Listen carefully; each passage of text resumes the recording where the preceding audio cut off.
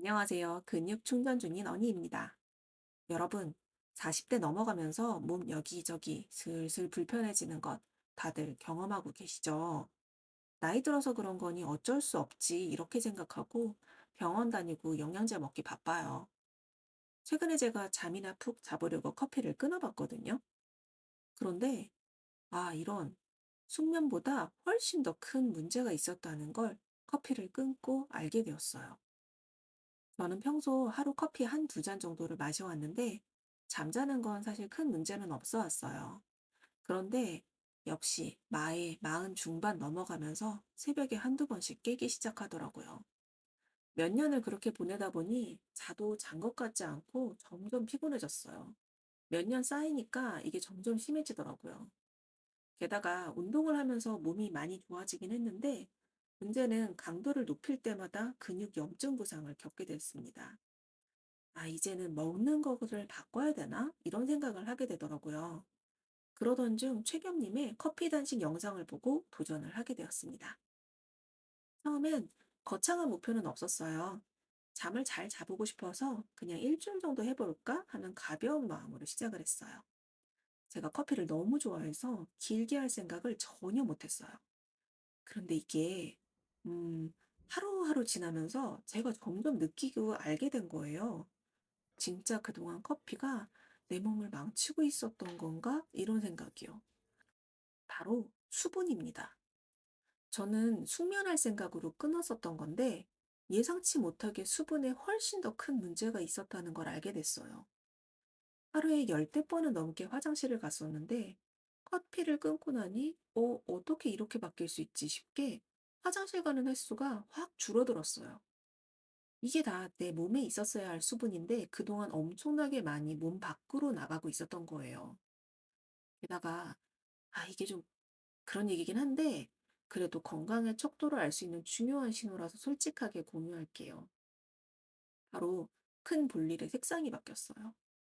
가장 건강한 건 보통 바나나똥 이렇게 얘기하죠. 수분감 있는 황금색이라고 하는데 사실 저는 황금색을 본 적이 없어요. 이렇게까지 말하면 좀 그렇지만 제가 상당히 건조하고 아주 짙은 고동색이었거든요. 그런데 커피를 끊고 나서 2주 정도 지났나? 이렇게 한번 쓱 봤는데 색이 밝아진 거예요. 게다가 수분감도 있고.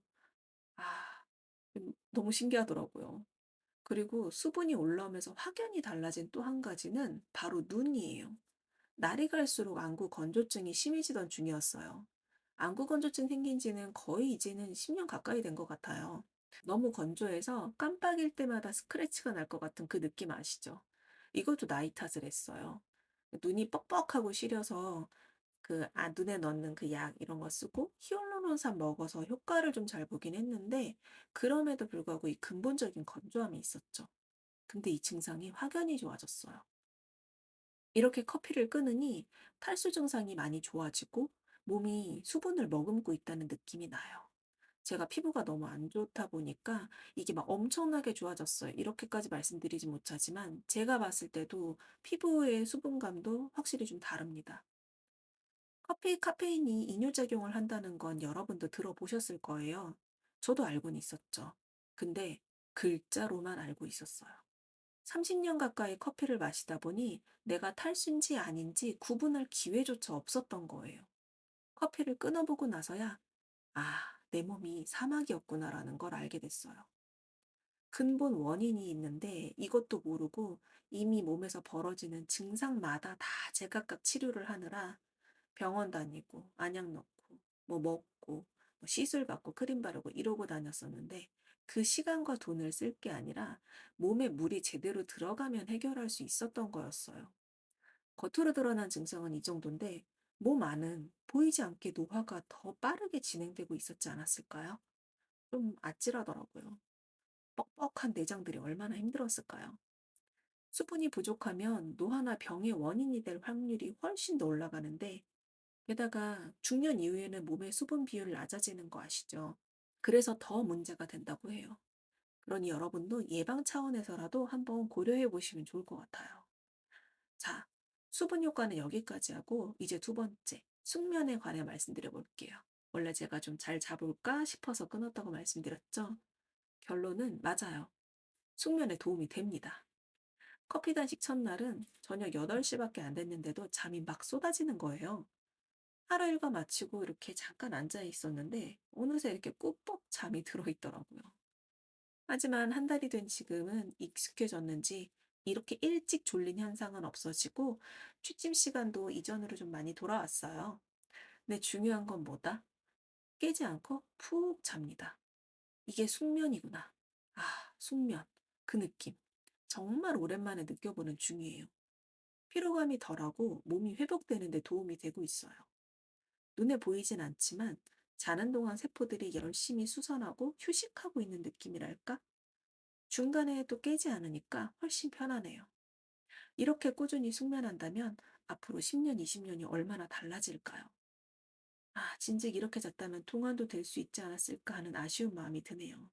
최근에 노화 관련된 정보들이 많이 나오고 있죠. 거기서 수면 시간의 중요성에 대해서도 굉장히 많이 말씀하시고 계시고요. 그래서 이렇게 수분과 숙면 두 가지는 사실 우리 몸의 진짜 기본인데 이렇게까지 영향받고 있었다는 걸 그동안 몰랐었던 거죠. 몸이 건조하고 자다가 자꾸 깬다면 여러분도 딱 30일, 아니, 일주일만 한번 시도를 해보세요. 제가 어떻게 커피를 끊어봤는지 말씀드려 볼게요. 제가 커피를 끊기 어려웠던 가장 큰 이유는 입이 심심하다는 거였어요. 일하면서나 이야기 나눌 때, 그 시원한 마시는 그 기분, 풍미가 가득한 커피 향 맛, 이거 놓치기 너무 힘들죠. 제가 계속 할 수 있었던 비결은 바로 소금차였어요.